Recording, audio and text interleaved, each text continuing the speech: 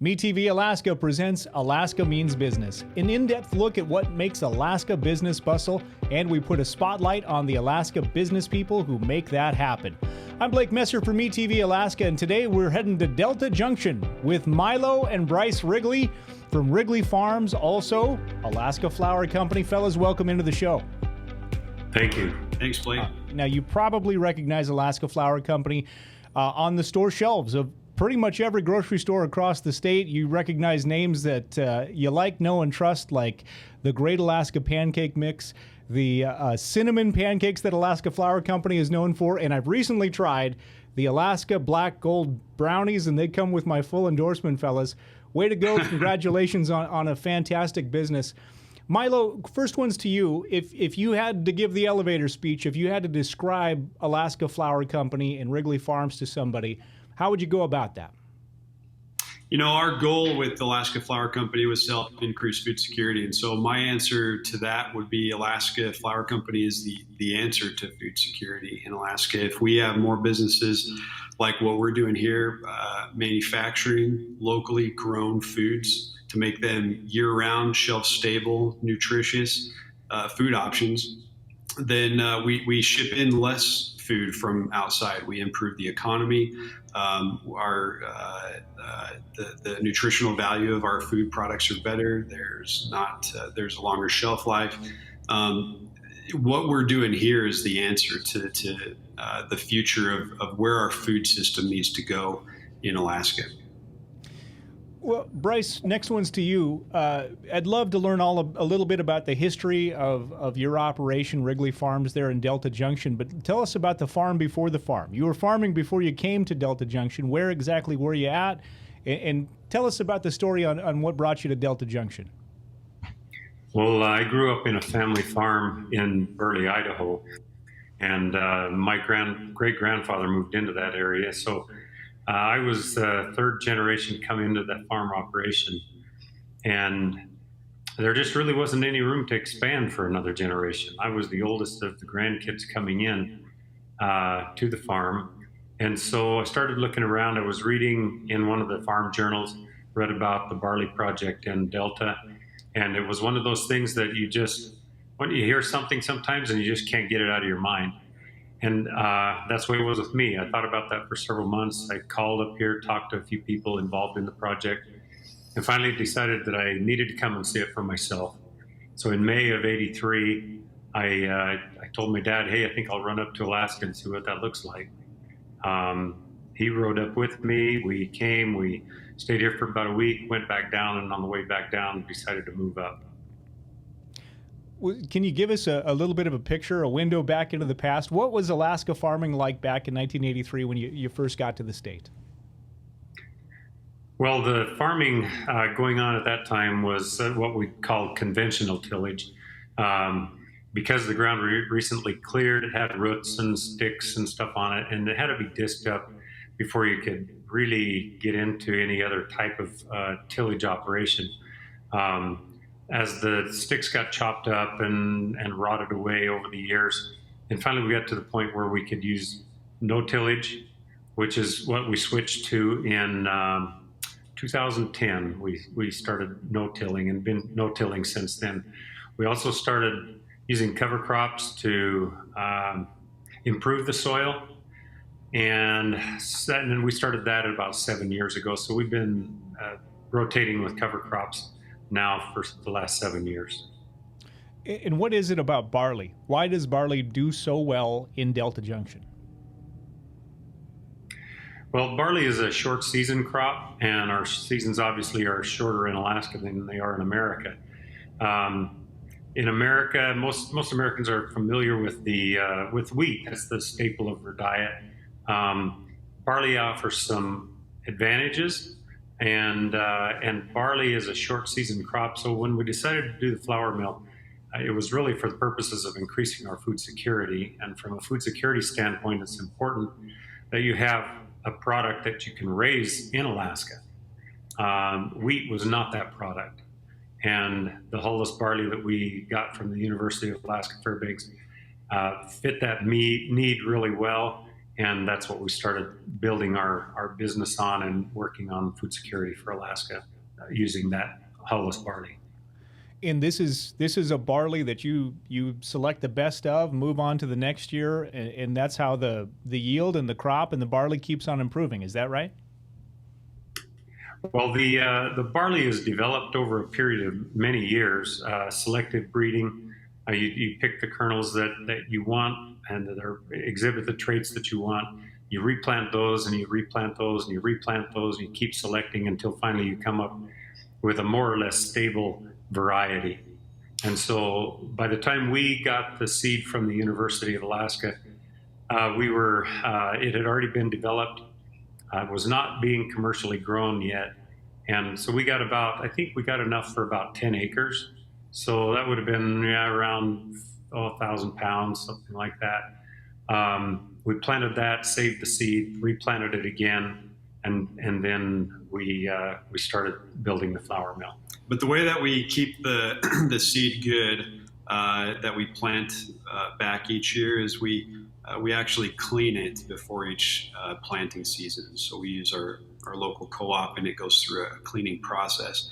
And that removes, we can set that cleaning regimen to kind of pull out the best seeds that we want based on the look, size, things like that. So we run it through the cleaners, and then we're able to just plant as close to the best seed as we can. At the scale that we're working on right now, there's no way to kind of hand pick the best of the best, but this is the best way in a commercial setting to make sure that our seed stays good quality and top notch for each growing season. Fellas, what's special about not tilling the soil in this process?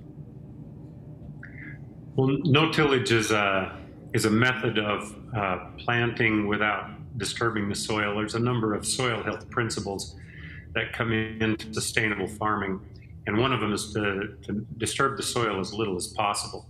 Now, the reason you don't want to disturb the soil is when you aerate the soil, the oxygen mixes with the carbon in the soil, and a percentage of it leaves as carbon dioxide. But the carbon in the soil is what actually feeds the microbes, the fungi, the bacteria, the microbes that are in the soil. They feed on the carbon. And so what you want to do is you want to maintain a good food source for those microbes, because they form a symbiotic relationship with the plant itself. And it's really a fantastic and amazing thing to consider, to look at, to watch and learn about, is this complex economy that happens between the plant, who is willing to trade sugar or carbon for nutrients that the microbes, the bacteria, and the fungi can unlock and deliver. And so it's the more you learn about it, the more impressive it is. It's just absolutely fantastic. One of the cool things about the farming that we're doing up here is the ground is so new compared to other parts of the world that have been farmed for hundreds of years, you know.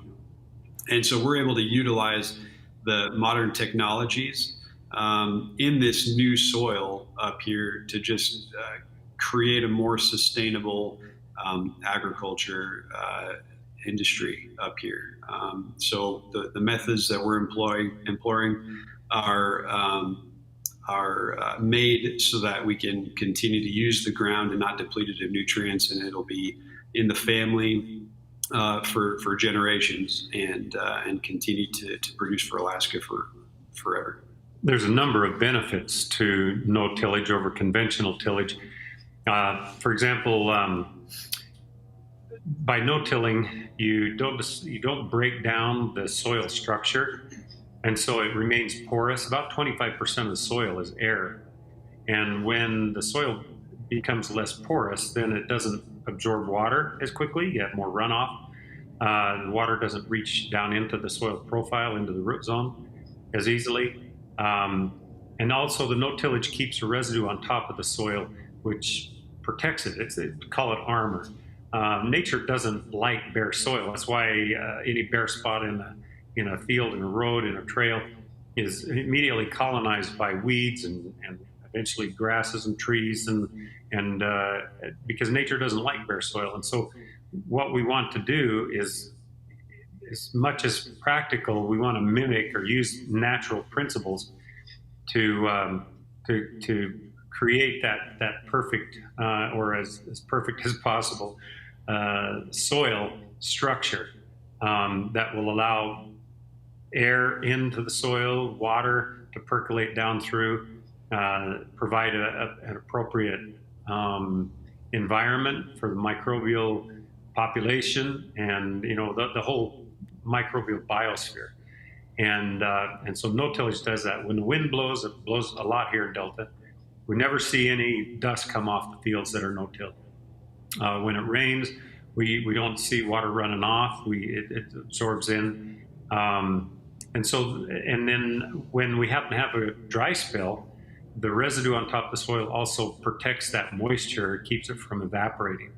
And since we started no-tilling, I really haven't worried about whether the rains came exactly on time or whether they didn't, because the soil kind of preserves that moisture naturally by having that ground cover on it.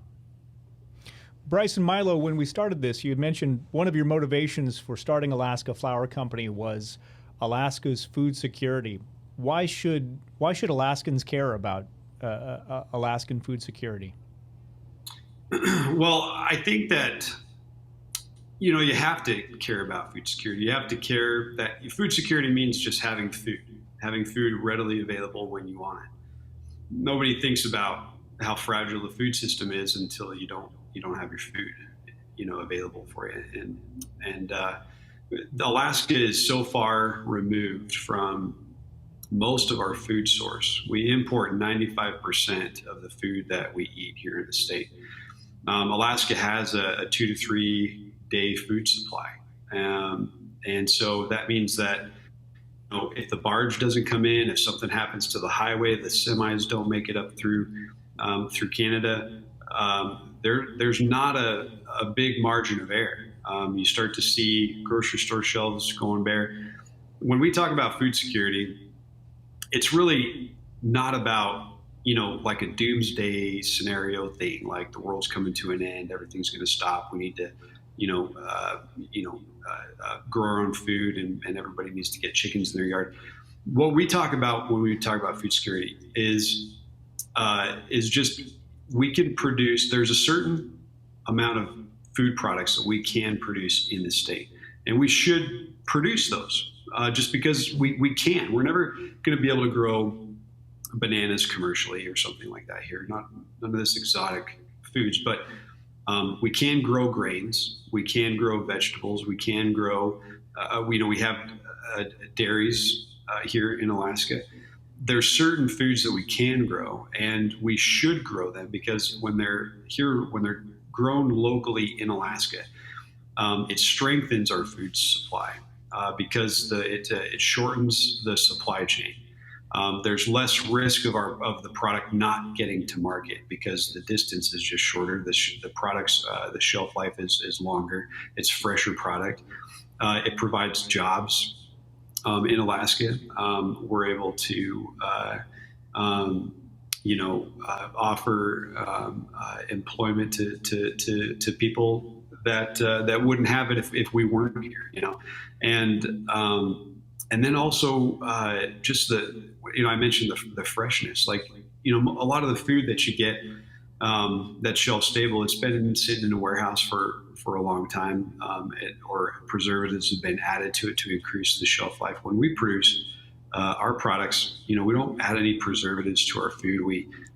It's got a long enough shelf life on its own. We don't need to sit it in a warehouse for a long time. It goes into production here, and then it goes out to the grocery stores.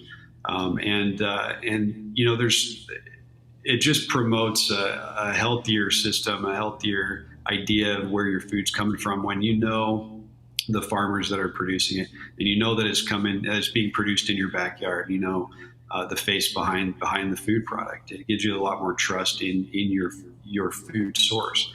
So, like I said, there are certain foods that we can produce here and we should produce here because it promotes a healthier economy, and it builds another industry here in Alaska. Not only is it important to raise that food, but it's just as important to have it able to be processed into a form that people use. For example, we could, if you didn't have the ability to go get grain, are you set up to be able to get barley and mill it and make food out of it? Most people are not. And so we try and take the raw product that we grow in the field and we manufacture it into a product that is familiar and desirable and tastes good and is nutritious, that people are accustomed to eat and they can recognize. And the same is true with milk or with meat or with vegetables. Everybody loves fresh vegetables, but it's important that we get to the point where we're processing those vegetables so that they're available outside of summer, so they're able to be on the shelf or in the freezer throughout the course of winter. We never know when a disruption in the transportation system might occur, and it can happen suddenly. Not again, like Milo suggested, not to be doomsday, but in the course of the 40 years that I've been up here, I've seen multiple delays and challenges with the logistics in getting the food up here. I remember when you were born in 1989, I think you were born in 88, right? So 1989, the port of Anchorage froze up and the barge wasn't able to dock. 2013, I think the Alaska Highway washed out down by Whitehorse, and so for 3 or 4 days, they were not able to get the trucks up. Every time something like that happens, Milo mentioned the short supply that we have on hand. Every time something like that happens, just a hiccup, then we start seeing shortages on the store shelves. This recent COVID pandemic is probably more recent example of how quickly store shelves can empty of certain products, and we want to be not only there when those disruptions occur, but we want our products to be part of just the normal food chain, a normal food system. Well, 1983 was the year you started raising crops and kids, I assume, in the state of Alaska. Bryce, take us through Milo and Bryce. Tell us about the story of the mill. Now, I was introduced as Bryce is the farmer, Milo is the miller. Talk us through 1983 to the present mill right now. Most of my time is spent in the flour mill, that's for sure. But I'm not actually the one who started the flour mill. It was my dad's idea.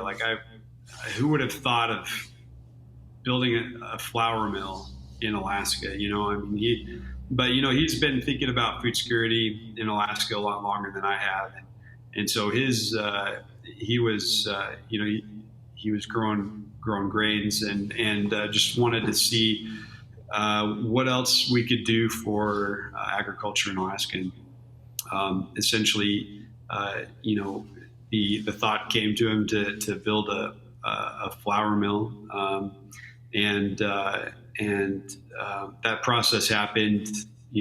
Was it pretty quick, or the genesis of that concept was I was watching the news during Hurricane Katrina, and I remember this shot from a helicopter of some people on a roof and water all around. And the announcer said something about somebody had shot their neighbor for some food. And for some reason, that just really resonated with me.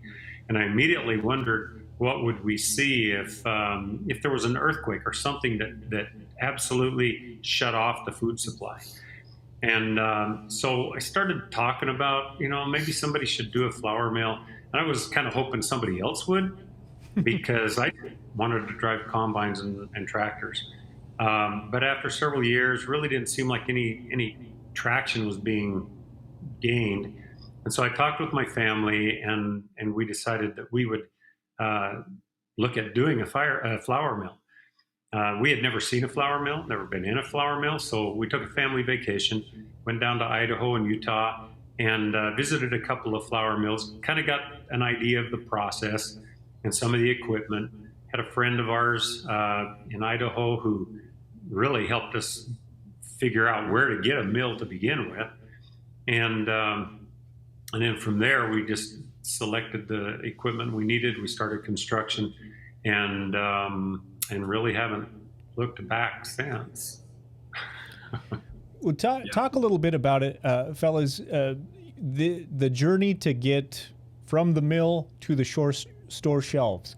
Anybody who has a retail product is dying to get on store shelves, and you guys managed to make it to the majority of Alaska grocery stores in our state. Talk about the distribution process and how that all happened, and that entire tale, if you would. You know, that was not an easy process to get our products into distribution. And remember, we were starting from total scratch. I mean, there was dirt literally, right here where we have the flour mill, and all we had was raw grain. And so it's not like we were buying another business and buying those accounts and contracts and just or expanding into this from another business that was kind of operating the same market. But so we had this raw grain. We built a flour mill to process it. We took that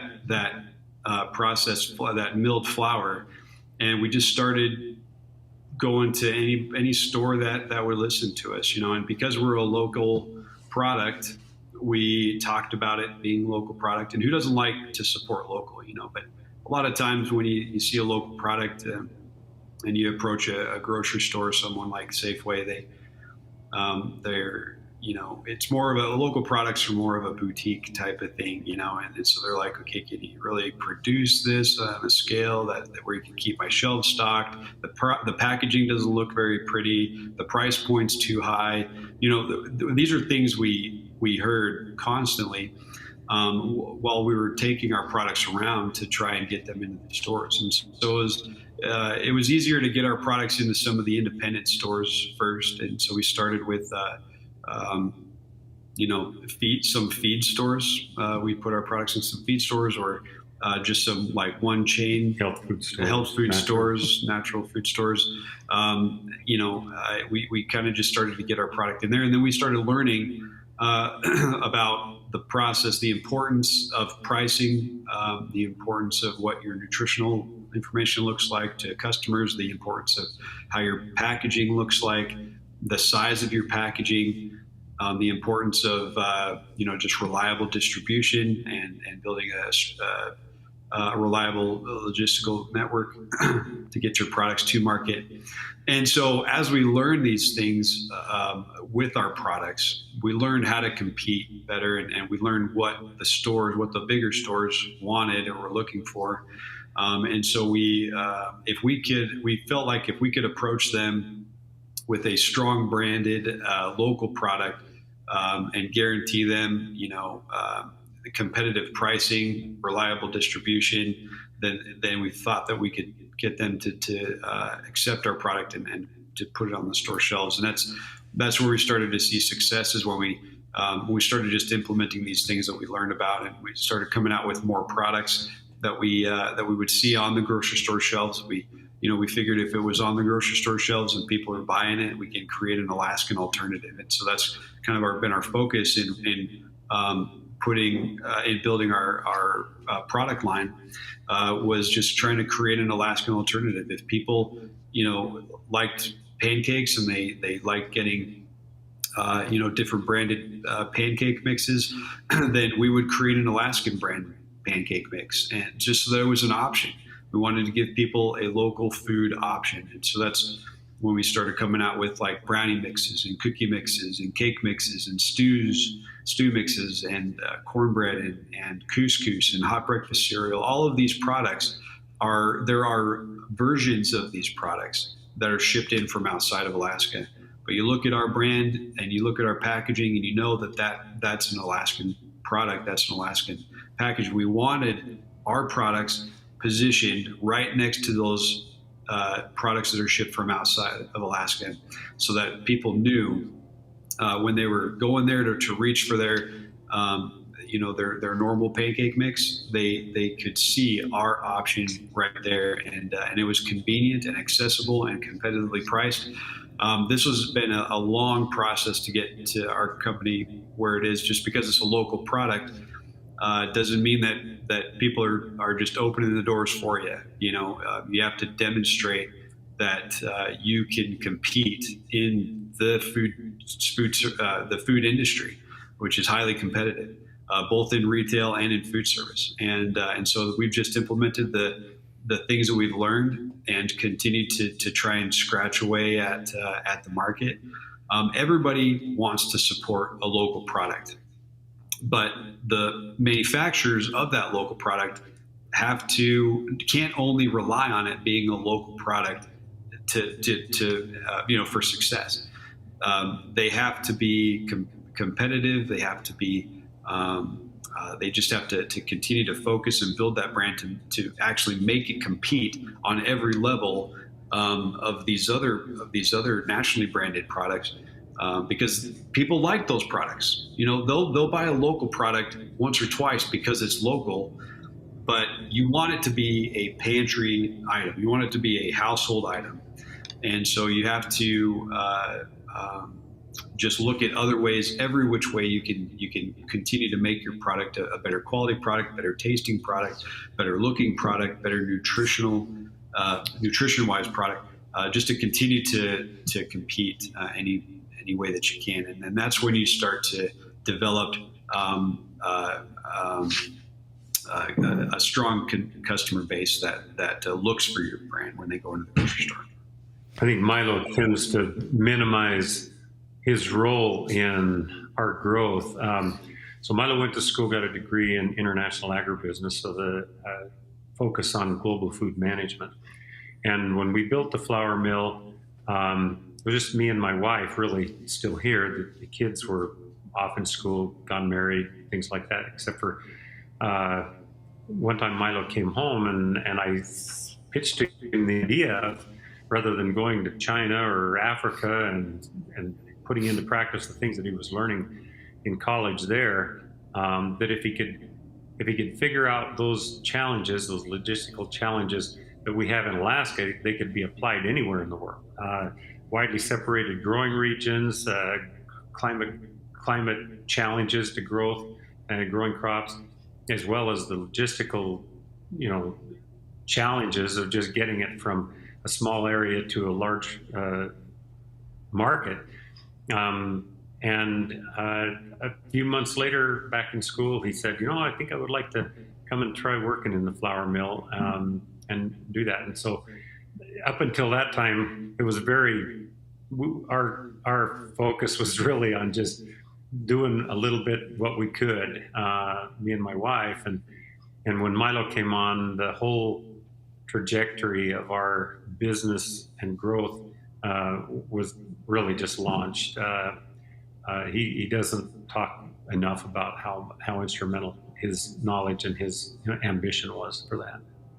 Well, you fellas were kind enough to send us some of the wonderful products that you were just highlighting from Alaska Flour Company. And I know I have my own personal favorite. We had a full-blown MeTV pancake party to test out these great Alaska products. And, I was delightfully surprised at how great this pancake was, this barley pancake. And everybody that had tried this when we sampled them said that these were the best pancakes that we had ever had. I think you probably get that a lot. Talk about the benefits of barley versus conventional pancakes that we would find somewhere else. So just starting off, I think that barley really is a better grain. It's a better tasting grain, at least the barley that we grow here on our farm. Because it's grown in Alaska, there's a little bit of a sweeter taste and then a nutty flavor just from it being barley as well. And so that goes across into all of our products, and so it comes across in the pancakes for sure, and the cream of barley cereal. The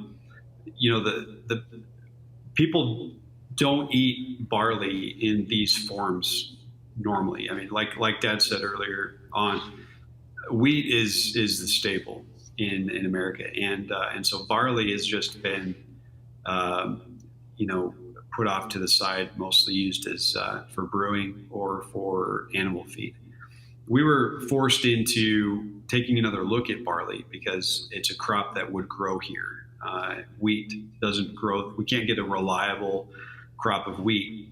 And so we were looking at this grain. Okay, we can grow barley. What can we do with barley? We took a fresh look at this grain. We had a blank canvas. We just started making stuff with it. We found out what would make it, or what we would be able to make well. Some things didn't turn out so well. But other things, most of the stuff turned out great, even better texture, better flavor, better consistency, better look. I mean, just it was a better grain. And we couldn't, for years, we've been wondering why are we the only ones focused on this grain? With it being this great, tasting this good, how can we be the only ones creating a complete barley product line? And so then we got to the point where we really we developed these recipes. We really loved the way that the nutty flavor came out in the pancakes and the cookies, and the texture it gave to our brownies, and the cream of barley cereal just had natural nutty flavor, and it wasn't like cream of wheat where you had to add stuff to it to add any kind of flavor to it. It had a natural flavor, and anything you added to it just made it even better. And then we started looking at, okay, what are the marketable aspects of this grain? You know, we've created these recipes; they're delicious. But what are some of the other benefits of this grain? And that's when we started looking at the health benefits of it, and we realized that barley is really high in a type of soluble fiber called beta glucan. There's no other food that has more fiber in barley other than raspberries do, but there is no other grain that has more fiber than barley. And the benefits of beta glucans is that it slows down how fast the food gets converted to glucose and enters your bloodstream, and so that has a huge benefit to people who suffer from diabetes, heart disease, hypertension, things like that. And that's we actually had our products looked at by a doctor down in Texas, and he looked at our cereal. He looked at the nutritional benefits of our cereal, and he's a diabetic doctor, and so he prescribes a meal regimen to his patients who come to him and have an A1C of 12 or 8 or whatever. It's really high. It needs to be brought down fast. He has a meal regimen, and he threw our barley into this meal regimen. And he said that, so he had a patient that came in. He had an A1C of 12.1. After 3 months of being on this meal regimen, his A1C was down to 6, and it was still going down. And so it just showed after they would eat the barley, it doesn't raise your blood sugar. It just stays constant. It stays flat. And so what this means is that if you're diabetic, for example, what that means is you can't eat pancakes anymore. You can't have cornbread. You can't have grits. You can't have cream of wheat. You can't have rice anymore. All of these are high glycemic foods, which means that they turn to glucose quickly and they shock your bloodstream, and your pancreas doesn't have the capacity to produce enough insulin to balance that sugar load out. And so you need to eat foods that are low glycemic, and barley is really low on the glycemic index. And so you can eat pancakes, you can eat cream of barley cereal, and it doesn't raise your blood sugar, but it's similar to, cream of wheat or pancakes made with wheat. They're just made with barley. And because they're made with barley, you can still enjoy these same foods, just eat it with barley, and you can maintain good blood sugar levels. So we really saw a huge benefit for people in that, health wise, for people in that category. So it's local, it tastes good, it's better, it's got more nutrition, it's price competitive. these are all things that we've just kind of learned over the years and continue to push and as our brand becomes more recognizable and as we create more products, we want people to look at barley as another food option. Just because we've been living off of barley for 10, 12 years now, and we love it. I mean, it's great, and we just want more people to enjoy it as well. I have a 3-part question here. Number 1, what is each of your individual favorite products from Alaska Flour Company? And number 2, what is Alaska's preferred Alaska Flour Company product? Number 3, what's the Alaska Flour Company product that Alaska needs to try that you think that the state will fall in love with? Yeah. What's your favorite? Oh man, I don't know. We like all of our products. That's why they're out. But they have to pass our taste buds first before we actually put it out there. I think that, the product of ours that me and my family eat the most is the barley couscous. We love the barley couscous just because of how versatile it is. It is just a really tasty product.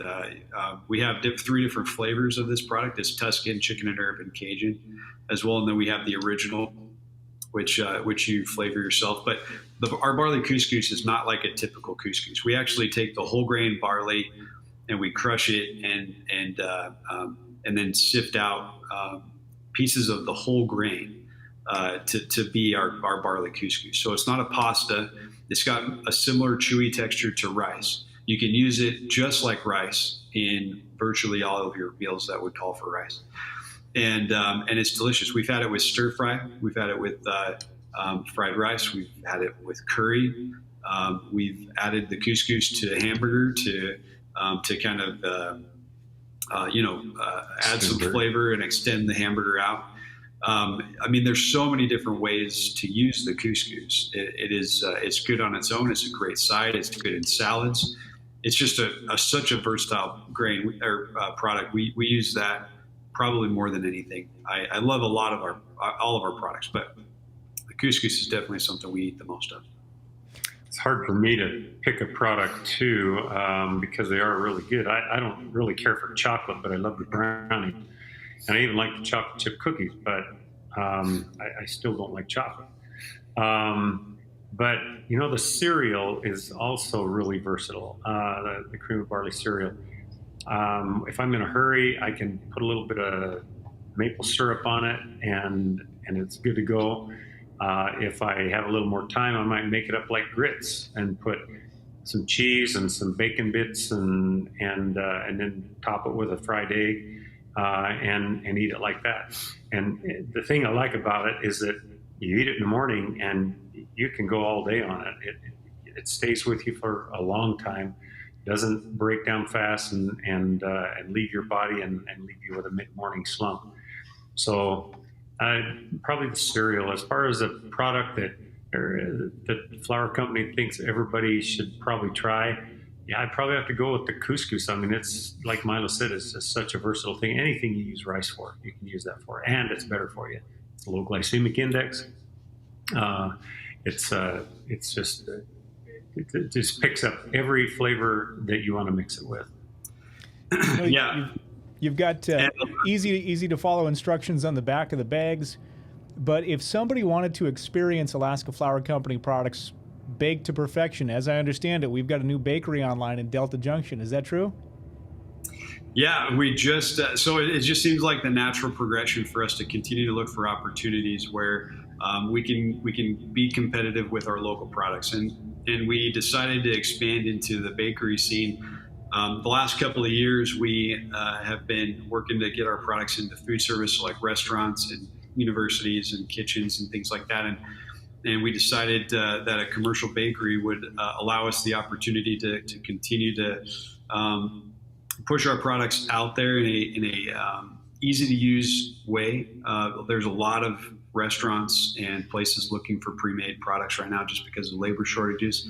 And so we didn't want our products not to be considered because they weren't already made and pre-made, and that's what a lot of people are looking for. So the bakery allows us to make make dinner rolls and sheets of brownies and cornbread and just a lot of these baking items that we pre-make here. They're made from our mixes from the mill. We just pre-make them here, and we send them off to restaurants and to lodges and places where you can go and hopefully find them on the menu. And that's what we need to do to continue to get our local products into and integrate it more with the local food system.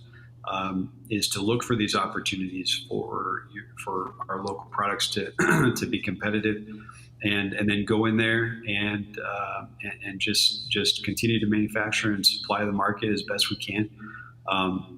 And the bakery we're pretty excited about. We're looking at trying to get caught up with the bakery because there's a lot of places taking products there right now. But once we get caught up, we want to release a cinnamon chip roll, and that is super good. It's, oh my gosh, it's delicious. Like we eat it a lot, here. It's like a treat, it's a great breakfast roll, breakfast item. It's pretty delicious, but hopefully, everybody will start to see more of these local products on the menus of the restaurants that they visit. Milo, Bryce, you've accomplished a lot, but what's next? What's next for Wrigley Farms and for Alaska Flour Company? God, we're so busy with the bakery right now and the mill. I don't know. We're going to have to get some more help in order to do anything else.